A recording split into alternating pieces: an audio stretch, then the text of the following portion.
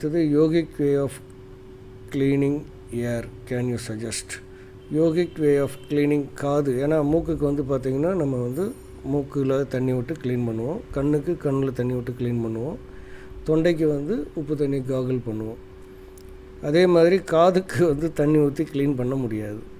எனவே அந்த காதில் வந்து க்ளீன் பண்ணிக்கிறதுக்கு நீங்கள் என்ன பண்ணலாம் அப்படின்னா, தேங்காய் எண்ணெயில், சுத்தமான தேங்காய் எண்ணெயில் 2 பூண்டு தட்டி போட்டு தைலம் மாதிரி காய்ச்சணும். பூண்டு தைலம் அதுக்கு பேர்.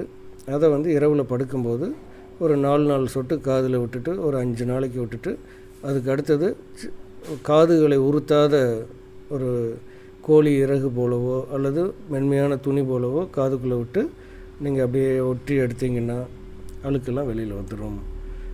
அப்புறம் இந்த தேனீ சுவாசம் அப்படின்னு சொல்லுவோம், பிராமரி அப்படின்னு சொல்லிட்டு, இந்த மாதிரி காதில் எண்ணெய் விடும்போது நீங்கள் காலையில் எந்திரிச்ச உடனே பல் விளக்கிட்டு, அதே மாதிரி இரவில் தூங்குறதுக்கு முன்னாடி பல் விளக்கிட்டு, இந்த தேனீ சுவாசம் வந்து ஒரு 6 முறை செஞ்சிங்கன்னா உங்களுக்கு நல்ல இந்த காதெல்லாம் சுத்தமாகும். அது எப்படி செய்கிறது? தேனீ சுவாசம் நல்லா மூச்சு இழுத்து முதுகெலும்பு நேரம் வச்சு மூச்சு இழுக்கணும்.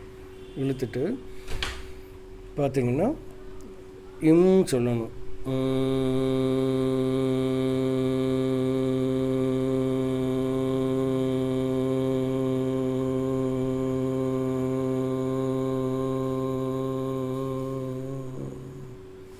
இந்த மாதிரி 6 தடவை செய்யணும்.